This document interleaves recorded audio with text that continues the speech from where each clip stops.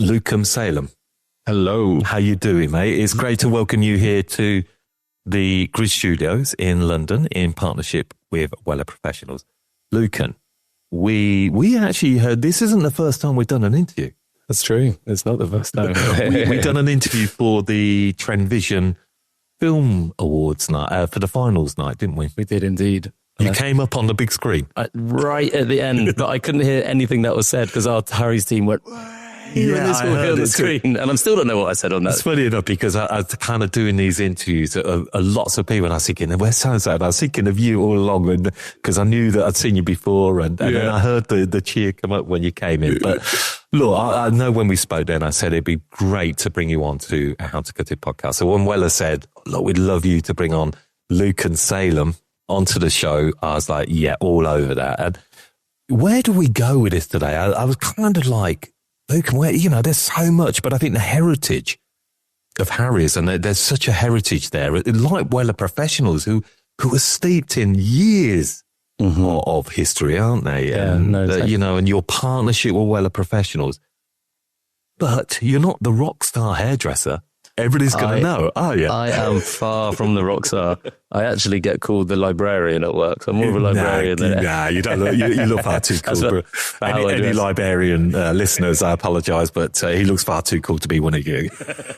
So come on then, Luca, give us a little pitch on your background. Okay, first things first, I am not a hairdresser. We went back to university days, I studied chemistry and business management. So I really didn't know, even though my family are a hairdressing family, I did not know that I was going to go into hairdressing. And in fact, I didn't actually want to go into hairdressing. And I wanted to carve my own career. That was really, really important for me. So I studied chemistry, business management, and then I started applying for jobs and didn't get any. I took the approach at university. Maybe librarian you should have applied for. I would have got that one.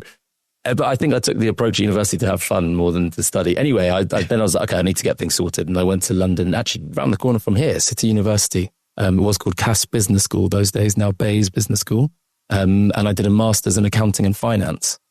And I went on to get a job straight after that and ended up working at PwC, also around the corner from here. PwC? Yes. PricewaterhouseCoopers, one of the big four accounting firms. Right, okay. Yeah, I had no idea who PwC was at the time. Sorry. Fair enough, and the listeners probably don't either. So yeah, PwC is one of the big four, they call them, big four professional services firms. And I was in the auditing team, and I was auditing Goldman Sachs, one of the largest investment banks. And I did that for 2.5 years, and I thought, what the hell am I doing here? It was, for me, the least inspiring thing that I've done. But it was amazing. It's also sometimes good to have those experiences because sometimes the things that you don't want to do, you learn a lot from. And those kind of hard times, you learn a lot from. We were doing things called busy season where we started working at 7 a.m. and till 11 p.m. at night and then back in the next morning just to meet the deadlines, the filing deadlines. It was really tough. And then I started looking for another job, and I didn't know what I wanted to do. And Hari, my dad, approached me, and he was like, "Look, how about would you consider coming to work in the salons?" And I was like, "I'd never thought of that." Anyway, he made it sound very appealing. I'm not going to lie, but he did one very, very important thing, and I would highly recommend this if you're ever talking to a family member about joining a family business. He said to me, I want this to be your decision.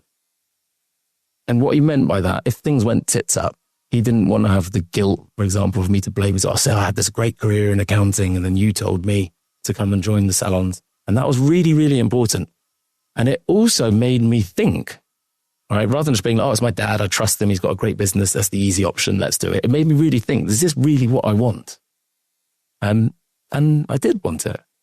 And we had how it was at the time was 3 salons, and we had a plan. We wanted to grow, and that was a really exciting project for me. And 9 years later, here I am. So, again, my mother, hairdressing business, so surrounded by the industry, a bit like you in the early part, didn't really appeal to me. But you must have obviously always been surrounded by the world of hair and listening to your dad. What was your impression? Why didn't it draw you in at the start, Lucan? There's a very good, you know what? I thought I wasn't creative, right? And I say I thought I wasn't creative because I actually understood what creativity is now. And I thought being creative was just being a hairdresser and wearing wacky clothes. And you can be creative. I was more of a numbers person. So think physics and chemistry and maths. That was my strong point. So I was kind of like, there was no obvious step into hairdressing. And also I saw a lot of the pain that my parents went through, my dad went through, and my mum, who worked very closely together.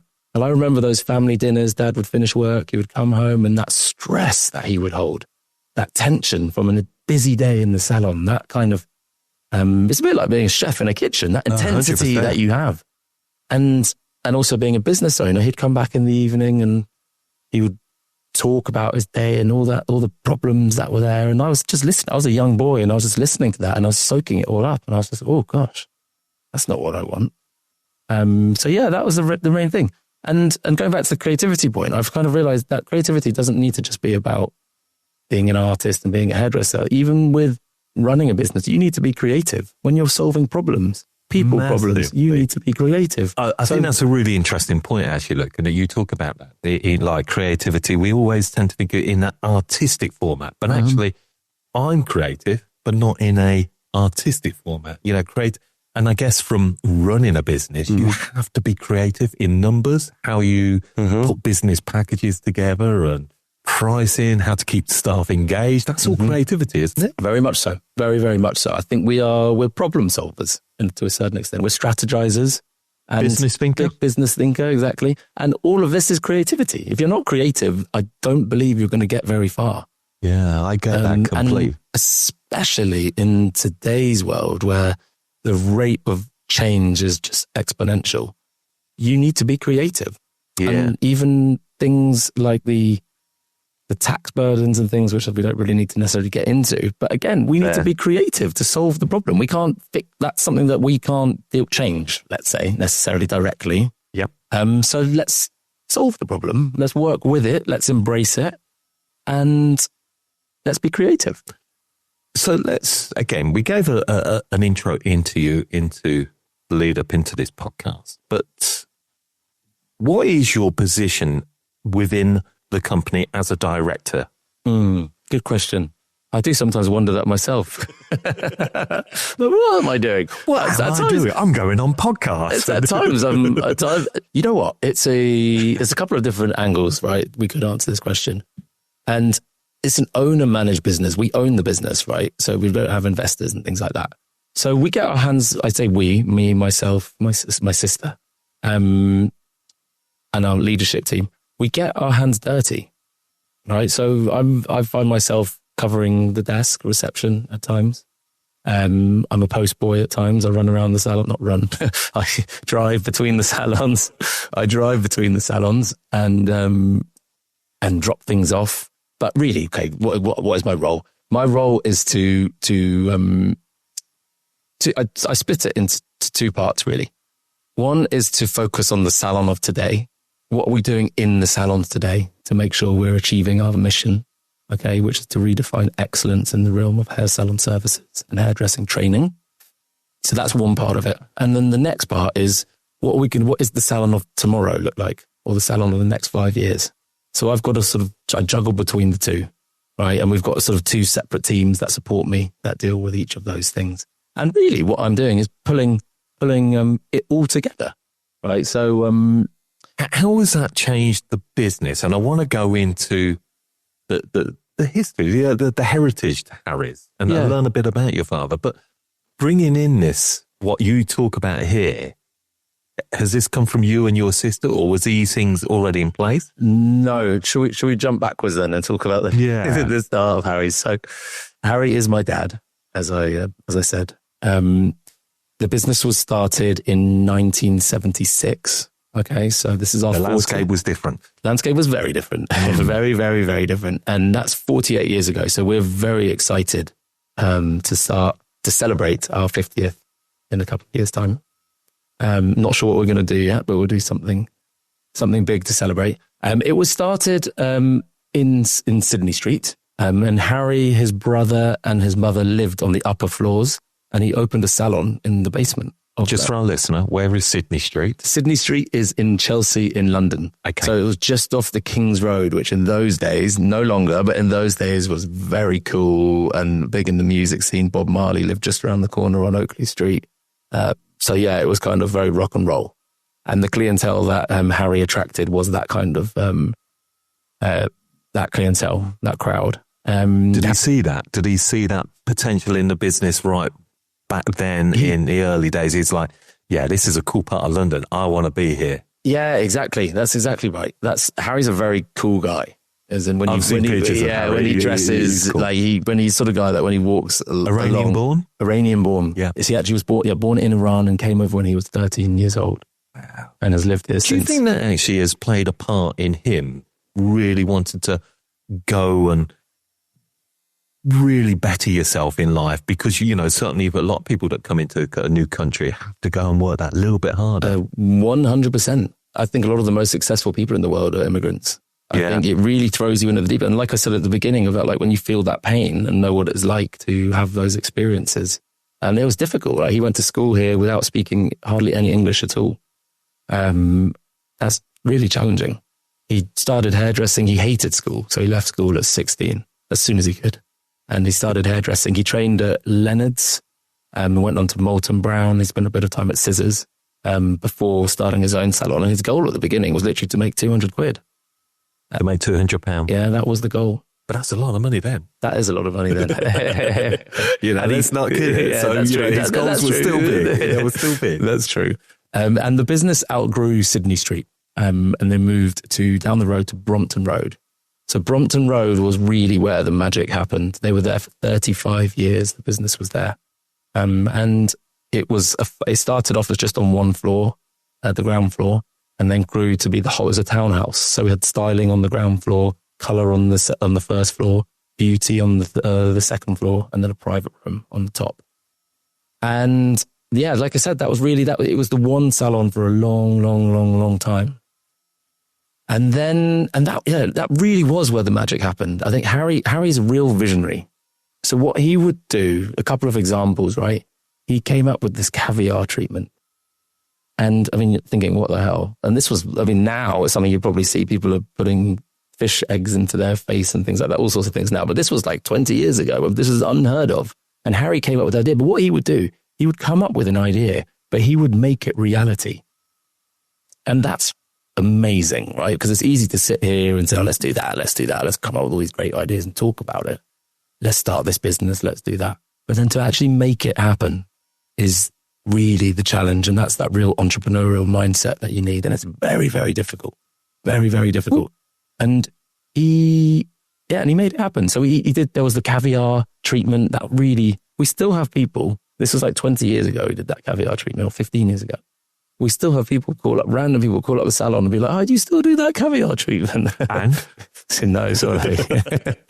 A distant memory. Did he have challenges along the way, though, Lucan? Because you said you sat, remember as a young child, sat around and listening to the stresses and strains of your dad. Yeah, definitely. And it was very much the people side of things. Yeah. So the salon was busy from day dot. Hari was there. It was his everything. Luckily he lived around the corner, which made a big difference. So he'd be the first person into the salon and the last one out every day. He did 5 days in the salon and 1 day working on the business outside. So he was working 6 days a week for many, many, many, many years. He worked so hard. And did that give you a good life? It did. It did. Because, we've got to talk about that. Because, it's great being busy, but I'm sure your dad wanted to earn good money, a good lifestyle for his family and everything else. And I think that's important to know. Yeah. And yes, it did. It really, really did. Yeah. And I think it was dad was very wise. So with what he did, he wasn't wasteful at all.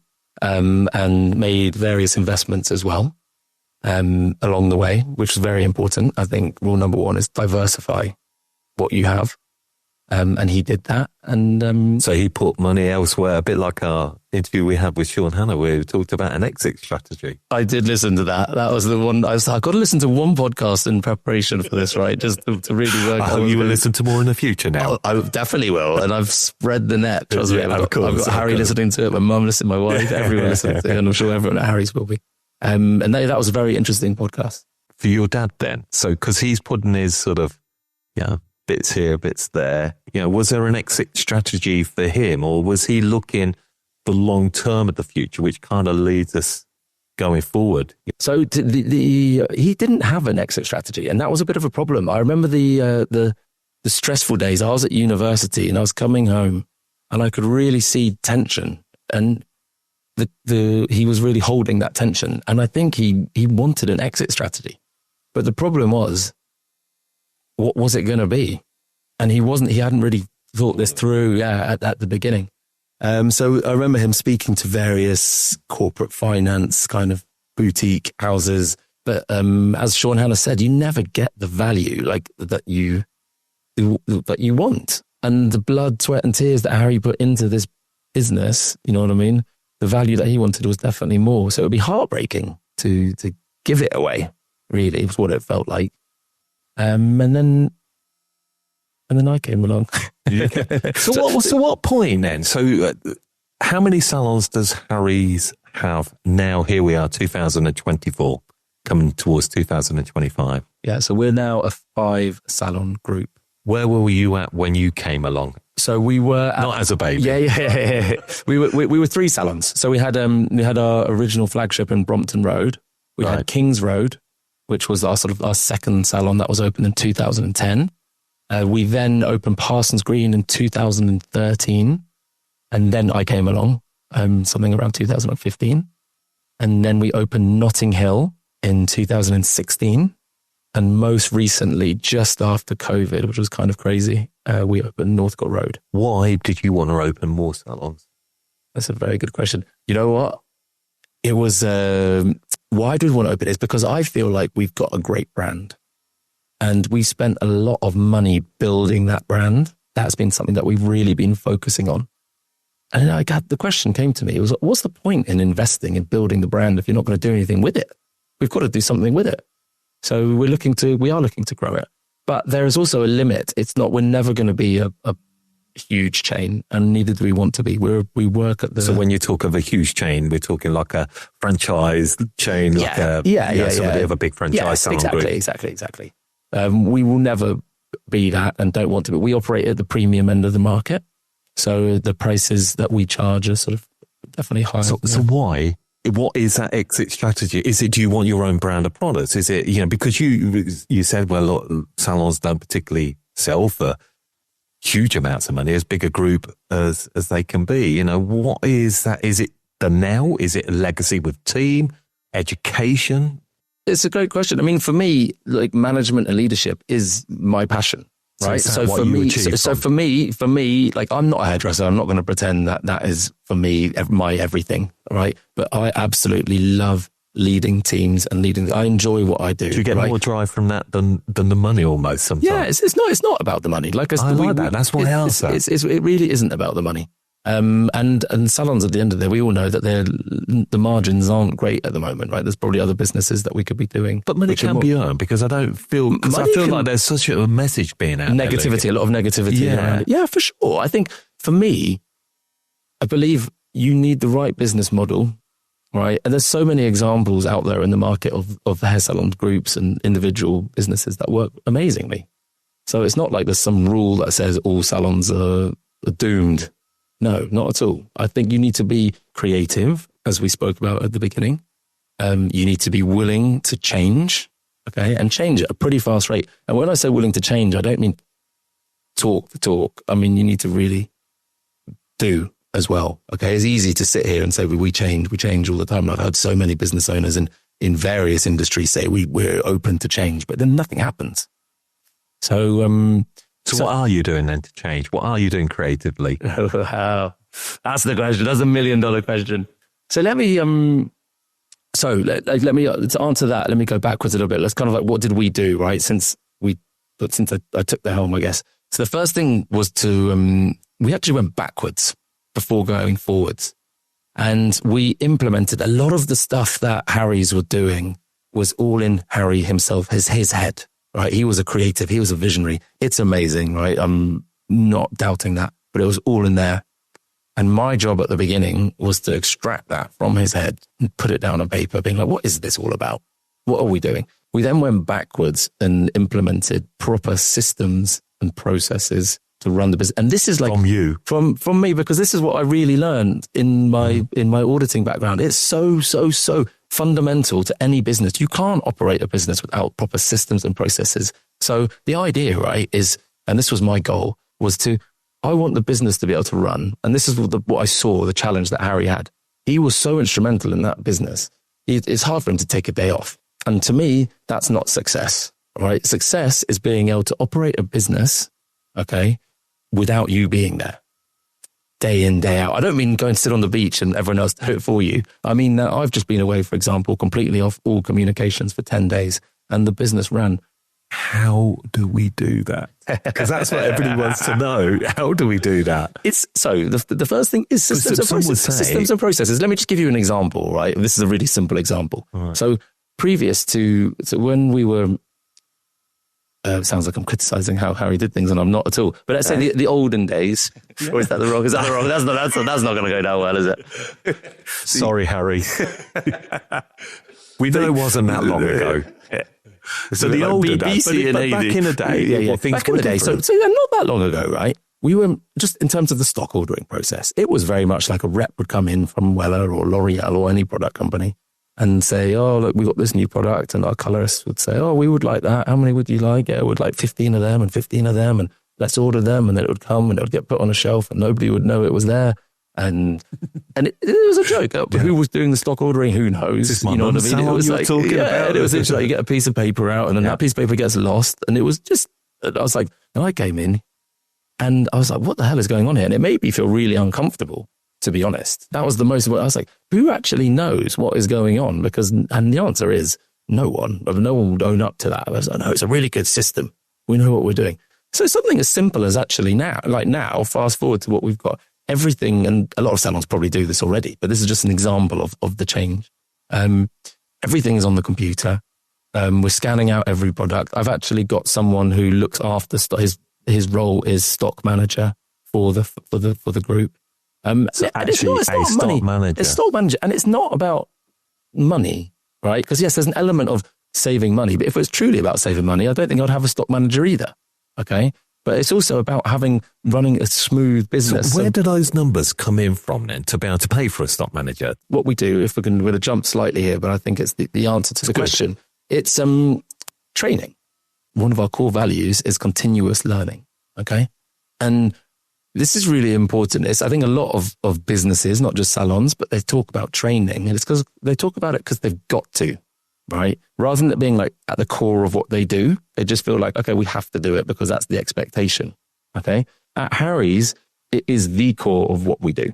Okay. At Hari, before he retired, he trained, right? So what our business model is to train people. And then when we've trained up a bunch of team, we open another salon and we put our team in there. Okay. So we're kind of keeping the quality. We kind of aware of the, of the quality. So how does that train? The training, what's really important about our training, right, is it's thorough and it's rigorous and it takes a long time.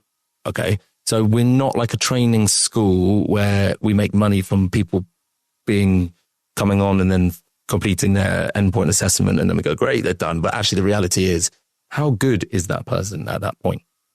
So what we do, ours is much more thorough. It takes a lot longer. And in answer to your question, it gives you the real foundations to make a successful career as a hairdresser. We're going to give you the tools to become the foundations, which are the most important thing. That's, in my opinion, our responsibility. On day one, we're not going to make you the best hairdresser in the world. But what we can do is give you the foundations and the skill set to become, if you're willing to put the effort in your career. And at Harry's, that's what we've done. And that's what Hari did. That was what was so fundamental to him. So it allows us also to charge a higher price because our team are trained and have the skills to charge a higher price. Where people will fall down is they start putting prices up, but without matching the skill set and the quality. 100%. And that is Love it. red flags and a disaster all over the place. So, and this is going to be a problem coming in with this problem with cost rises due to taxes and employers and NICs and things like that. Costs are going to go up. But the problem is, and people go, okay, it's fine, we'll put our prices up. Well, that's fine. And that probably is an element of the answer. Okay. But you can only put your price up if your team are good enough. I try and preach this all the time in our podcast because, go on. But that is when not I see the finger go up. That's not talking business. But this is really, really, really important. And it's not something you just turn on now and go, okay, I better start training more, right? Again, it is at the core of what we have done and always have done. So right? If you track back throughout the heritage of Harry. This is nothing to do with me. This is Harry. He believed in training. He believed in investing in people. Okay. And he said to me yesterday, because I called him, I was like, Dad, I'm going on this podcast. You need to tell me about the history of Harry. He's going to remind me everything.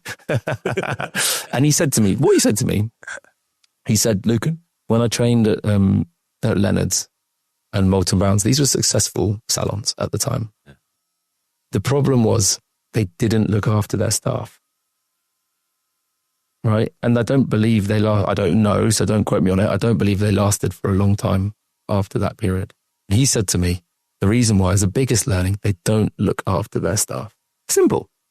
Right. So he opened his business and what he wanted to do was look after his staff. And that's what he has done. We have got people at Harry's that this has been their only ever job. Wow. So, and you believe that the core of that is training? Training, for sure, but also him as a father figure, a leader, a visionary. How much have you taken from your father and brought that into the business? So I've taken a lot from him, but I think it's really important for me to have my own personality too, right? I think the big mistake would have been, oh, look, this is what Harry did, so let's now do it the same. No, because we're very, very different. And we had a beautiful transition period of about 4 years, where we worked together. Okay. And I shadowed him and I went to all the meetings that he went to. And some good meetings, some hard meetings with team members that weren't nice to have, some that were nice to have. And it was really important. And what did I take from it? I took from it, I learned how I wouldn't do things as well. To be honest, that was the biggest. Harry and I are very, very different. He's got a lot of fire in him and I do have that fire, but I'm a lot calmer. Both have got pros and cons, by the way. It's not like one is good or one is bad, but we're just different people, is my point. What about that transition then from you becoming the director and almost taking ownership of the ship with your sister? Yeah. Your sister's name is? Tassie. Let's big shout out. Because Tassie very much of the hairdressing side, isn't she? Tassie is very, very much the hairdressing side. She is our head of education. So she kind of took the baton from Harry in terms of training. Again, what you're doing here is that you're putting people into roles that they're really good at. That is what it's about, right? Yeah. When you said going back to the previous question about what do you do and how do you make it work kind of thing and how we're able to take leadership. It's actually having people, it's a common thing that people say. It's right, have people that are better than you. So surround yourself with people who are better than you. Yeah. And Steve Jobs wouldn't sit there and do the numbers. He was the creative behind exactly the brand. You have to have, I think, great leadership is recognizing that. 100% sure. And let me just give you an example, right? We got this, she'll be happy for me to mention her name, but Ash, who is our current operations manager. When I joined, she was an assistant in our King's Road salon. And then she kind of was like, I'm at university and I'm studying marketing and I want a little bit more. So I was like, cool, let's discuss it. And my job here is to actually understand the person, right? In this case, Ash, and understand what is it that you want, right? There's no point in me just saying, no, I need an assistant, so you must be an assistant. She would have gone somewhere else and it would have been history. So we sort of mapped out a career path for her. She then became a salon, a front of house in our King's Road salon. She then became a salon manager. She still wanted a little bit more, which is great. So, and then we carved out a role for her. And now she's our operations manager for the whole group. So it's about having people, understanding people and having people to support you who are really strong. Massively. And I like what you just said there, a career pathway, because sometimes maybe in our industry, that's a part where people maybe struggle to give a direction and a new leadership. Do you think that that's easier to do because you have a group of salons opposed to if you just had an individual salon? 100%. 100%. We've got the benefit of, we've got nearly 200 staff. So we've kind of got the benefit of things moving, I guess, things changing and roles becoming available. We just opened our, what we call our HQ, which is our little office outside of the actual salons. We opened it in August. So that's created 4 roles in the office. So yes. But the point that stands, I think you've got to understand people and what they want. What are their values? Because if you hire people that have similar values to you as a company, they're more likely to be happy at work, be motivated, have career progression, make friends at work, enjoy coming to work. If you hire people, have people with very different values to you as a company, the opposite will happen. You'll have people that are very demotivated, will be quite disruptive, and they won't want to be there. So it's really about understanding the people that you have working for you and getting the most out of them. And I'd like to come back into the community side of it a little, because I think you have built some community stuff. But before I do that, I mean, look, partnership with Wella, you have they're aligned in rich heritage. You can look back at, I mentioned about that in the intro, a lot of, that heritage about Wella. And I think that seems to me why you're a good partnership together. How do you find that relationship for Harry's and Wella Professionals? Yeah, the relationship is absolutely amazing. Does that help with education? It does help with education. Yeah, definitely. But we also do our own education, let's say, and that's supported. So we don't rely wholly on Wella for that, I think. And that's really important that we have our own spin on it. But Wella, the history with Wella is that Hari was actually with Wella for the majority of the business. And about 10 years ago, we moved. And we've now rejoined Wella. We've rejoined Wella. And it's Wella, and talking about the values that we have as a business, is very much aligned with Wella. It's very much sort of that sort of family dynamic. Okay, a lot of the team that work at Wella have been there for many, many years. Right. It's been beautiful. They've actually, they've really wanted to get to know us as a family. I like as you said that, because that's always the thing that strikes me. I'm not Wella, but it is very much a team community, very much, which is very sort of similar for Harry's. Yeah, so they've launched their Red Club, which is a community, and we've also done a lot. Community is, in my opinion, what we're going to see in the upcoming years. The businesses which succeed in all industries are those that create a community.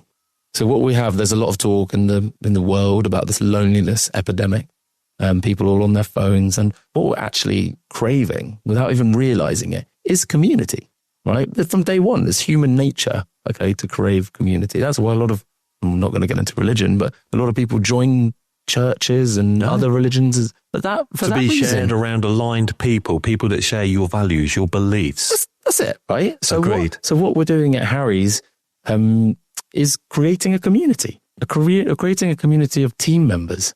Like I said, we've got almost 200 people. The start of that was, it's simple. It was not a WhatsApp group. They've actually got a community feature on there. Okay, so you can put we've now got everyone on there. And that is like a portal. It's not what everyone ping, constantly sending messages to each other and responding. Yeah. That would be really annoying. Turn off notifications. Ignore, for 7 silence. Days. And then it'll become completely pointless. But what it is a place where we can share things that are going on in the company, people that are doing well, payroll information. I love it. Training opportunities. And it's a really dynamic way of doing it, instant as well, rather than the old school, let's put that up in the notice board and then no one reads it and then people draw on it and then it's gone. Innovative, creative thinking. It's simple, right? So, in my opinion, that's what you do. Was there a newspaper as well? So I've got to ask about that. Yeah, give me 1 second, right? Can I go backwards? Sorry, there's so much I want to grasp at. I don't want to miss it. The community was, for me, a very, very, very important thing. Okay, and for the team, most importantly, because we're a people's business. So what we actually did, something that I found in my own personal life, I started to do a bit of personal development stuff, and I did breathwork. which is what it is literally using your breath. Okay, now, I've got people, our listeners sat here, they're thinking, breath work? Yeah. So, I mean, I'm not an expert in breath work, but if I could say this, like, if you're angry or nervous or feeling a strong emotion, it changes the way you breathe, right? If you're really nervous or about to have a panic attack, you're having sort of quick your breaths. heart's working quicker, so therefore you breathe you're quicker. showing so if you can now control that breathing, you can actually control how you do the opposite and start controlling how you feel. I'm not going to lie, when I was before coming on this podcast, I was nervous. I stood outside and did some breath work. But anyway, what we did, right? I am a great guy who'll be happy for me to share his name, Alex Lowe. He does our breathwork classes at Salon. We've now been doing it for over a year. We do it once a month. And you would never believe this, right? We put it out on the community. I said, we're going to do something called Breathwork. And we had more people subscribe for this training than we do for any of the hairdressing trainings we've done. Seriously? Why do you think that was? Because it's something different. I think people are curious and people are craving this. So what you're almost saying is bring in different elements into training. Bring in different elements, life elements. It doesn't have to be. It doesn't have to always be hair. People Love that. get inspiration. Great tip. People get inspiration from things outside. Not everything has to be about hair. And I think that's, for me, that's important because, like I said, I'm not a hairdresser. But I also know from speaking to our team that their life is not hair. There's other things to it, right? And 100%. How great is it to then have things which you can actually bring in, you can use in your hair world, but then you can also take home. Yeah. There's moments where we're getting anxious working with a client. We're feeling stressed when we're running behind. We're feeling stressed. Breathing, it's such a simple thing. Such a simple thing. But to understand. While we're on that, and there's so many things I want to bounce back to, and actually a little bit of the relationship with Wella and the Wella Colour Expert Program. But while we're on mindfulness and well-being, and you done a silent retreat. Tell me about this. I did do, I don't know if it was a clever or stupid thing to do, but I did do a silent retreat. How long for? It was 10 days, a silent meditation retreat. I literally got back 2 weeks ago, so it's very, very recent. Why did you do that, and what did you get from that?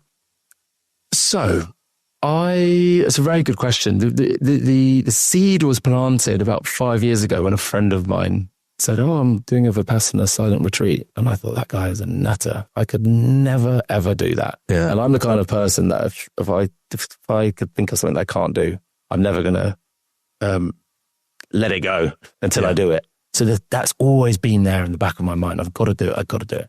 And I was looking for some outside inspiration, to be honest with you. I was like, it's quite lonely at the top of a company.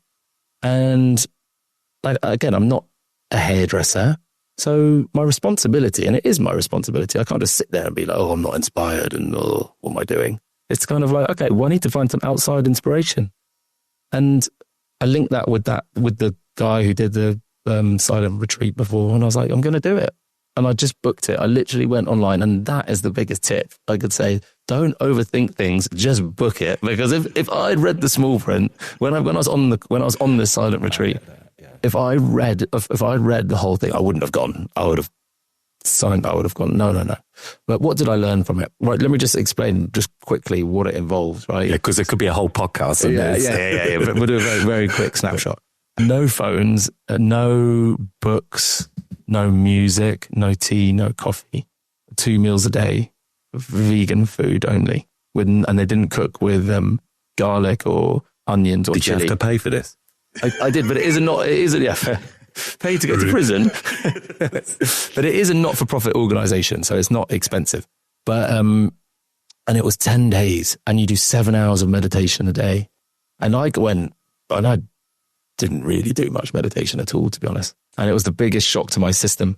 But I do believe in that pain, a lot of good things come from it. I think it really, it made me, without getting too deep, but realize that a lot of the things that we need, we actually have in us already.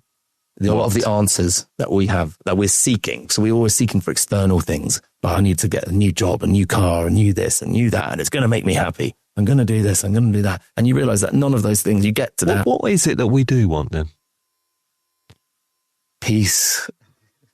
Is peace? Well, it's a difficult question, right? Because everyone has a different opinion on what they want. Some people say, I want to be happy. And I guess it's what is realistic. Actually, what is realistic is the question as well. Tighten down. I think peace and happiness and loved ones, isn't it simple? Yeah. But a lot of those things, unless you have peace inside yourself and happiness inside yourself, then it's difficult to find it outside as well. Right? But if you've got all this then, Luke, and then that's going to breed a wonderful culture within your team.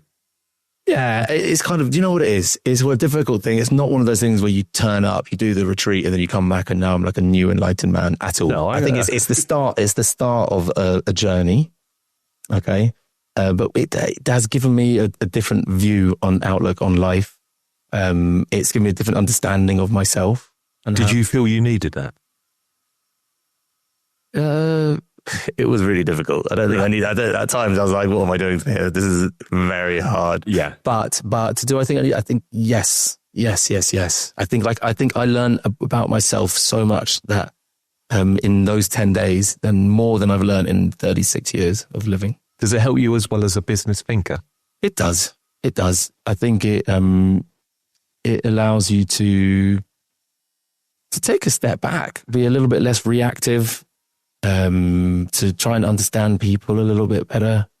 Did you need to be able to do that? To be more present as well, right? Do you know what they taught us? It was something so simple, just sitting there with your eyes closed and just saying, me, here, now, right? It just puts you actually here. You're like, okay, wow, it's me sitting with Dom on a podcast, like pinch myself. That's not normally what I'm doing. Not an everyday kind of thing. But it makes you present. It's that little thing, just going, me, here, now. And you're like, wow. So what matters? Yeah. Then really? Feel present. Then we're here. You know what I mean? And then you put everything into that moment instead of thinking, oh God, what's happening tomorrow? Where do I need to be after this? Yeah. That kind of slows down life sometimes. It does. It is so fast. And I think it is, we're hearing it, being that present more. And I guess from everything out there, and if anything our listener can take is just be present. Present. And the big takeaway is kind of your mind. And you've not got two fluffy guys here that are talking. This is, because it's easy sometimes to hear people of, they're very into the deep wellness and it can be a little bit off-putting, but yeah. And that's not me, by the way, at all. I know that, that's why I said that. But you know what? The mind is a very powerful tool, but it needs to be used properly. And we need to control our mind rather than let it control us.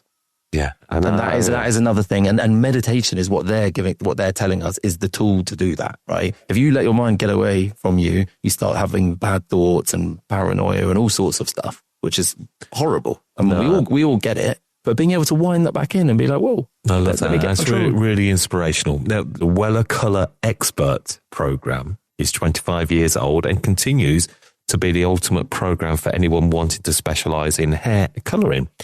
Is this something that Harrys are involved in? And, and what's that mean? We are.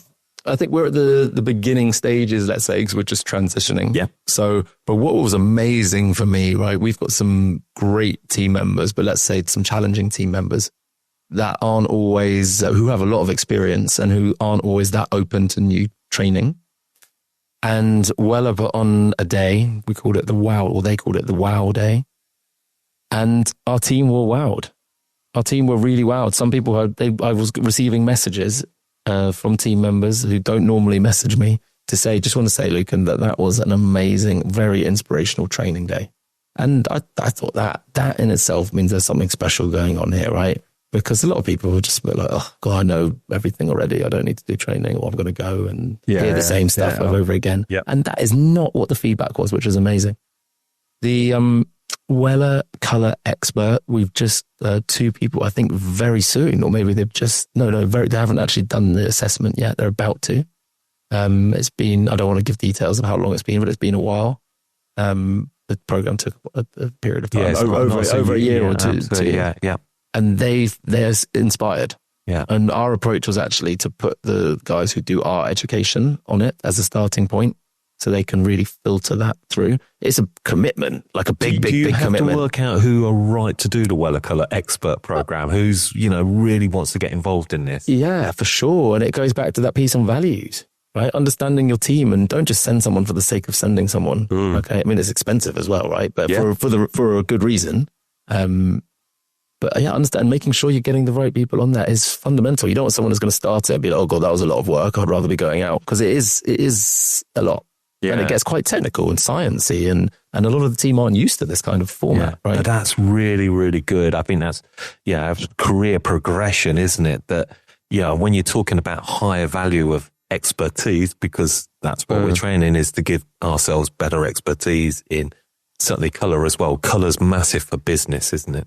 Colour is huge for business. So therefore, it's well worth investing with the right partnership, as is Wella Professionals, and in your team in going on these courses.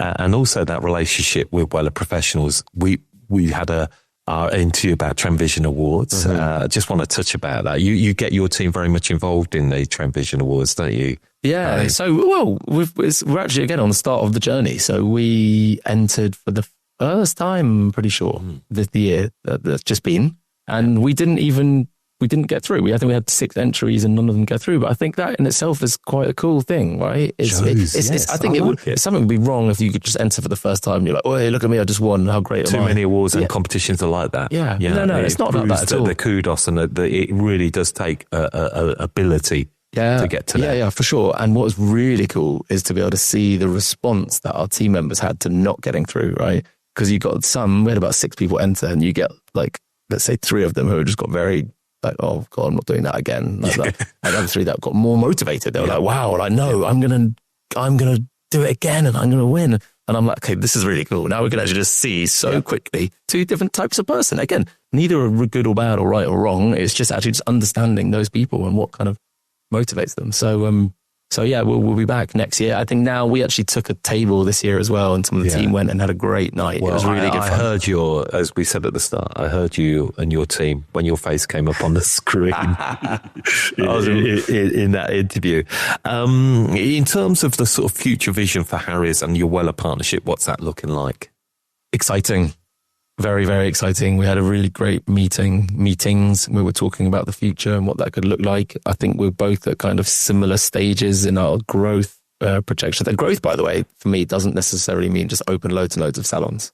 Yeah, what does growth mean? Growth can mean whatever it needs to be for your particular business. For us, for example, we've got an opportunity to increase our capacity in our existing salons. It could be growth in skill set. It could just be growth in our revenue number with the existing team that we've got. Like I said earlier, we are a premium brand, so I don't believe in just opening. We would lose that kind of exclusivity if we were to open too many salons. Would you ever come out of London?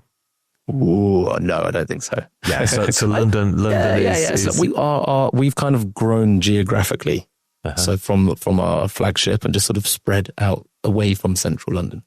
If you were starting again, complete new blank canvas, not Harry's, just a new shop, how could that look and how could the landscape be different? Do you feel like you'd be able to get to where you are now if you were starting today? Brand new. It's a great question. And I actually thought about this before coming on the podcast, and there was a really great book, and I can't remember the author of it, but it was a business book. Well, if it comes back, you'll remind me, and I'll put a link in or something. I will. But it was about leadership, and it's about basically saying to get from 0 to 1 is the hardest part of a business. Essentially, being a startup is the hardest part, and then to get from 1 to 10, once you've got to 1, to get to 1 to 10 is considerably easier. I guess the challenge is then consistency and maintaining it, which is a different challenge. Yeah, it's tough is the answer to your question. How would I think I'd do it very differently to what we have now. Would you? Yeah.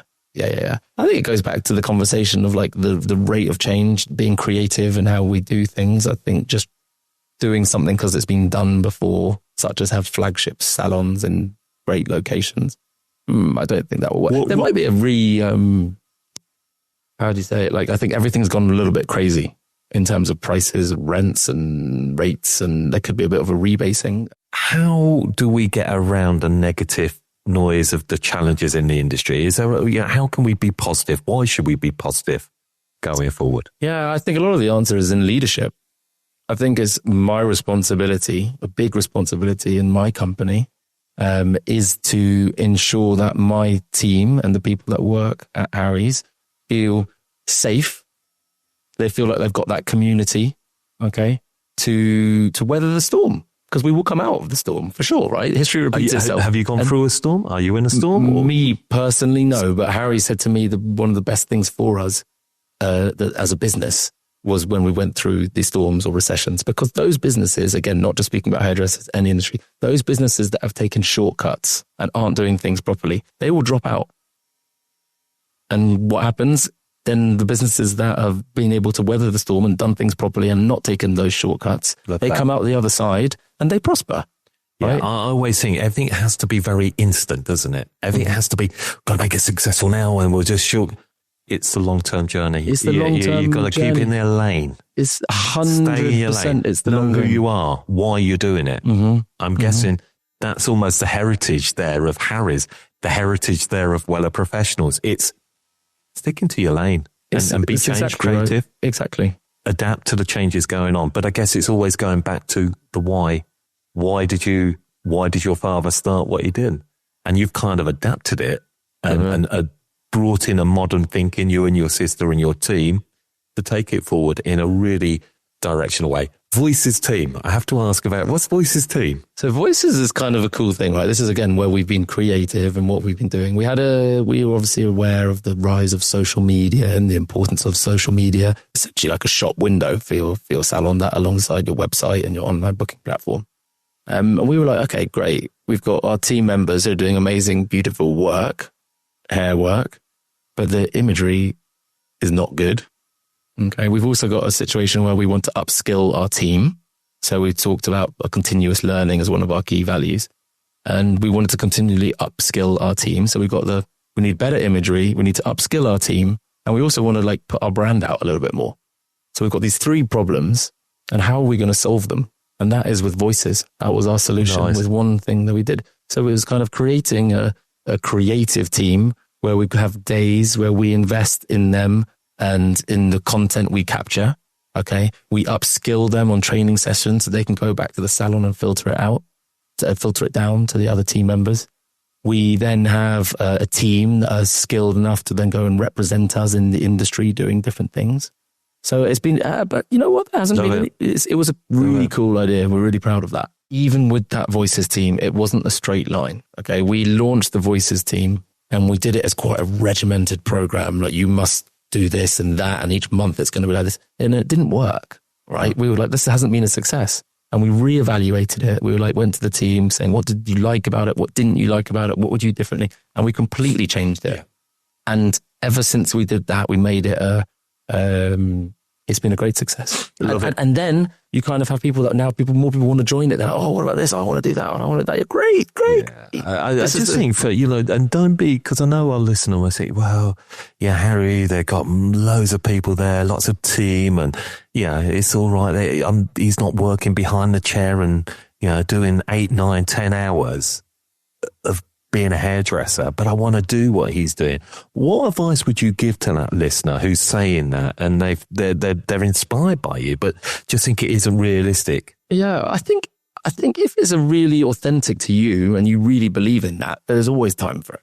Can we find that time to do it? If it's something that is, okay, I'm going to be extreme and I don't necessarily buy into this completely, but if you really love what you do, right, then there is no difference between work and not work. Okay. Yeah, I get it. So if you're forcing it and it's not really something that you're passionate about and you're just doing it because you've heard someone else is doing it, then it's going to be a nightmare.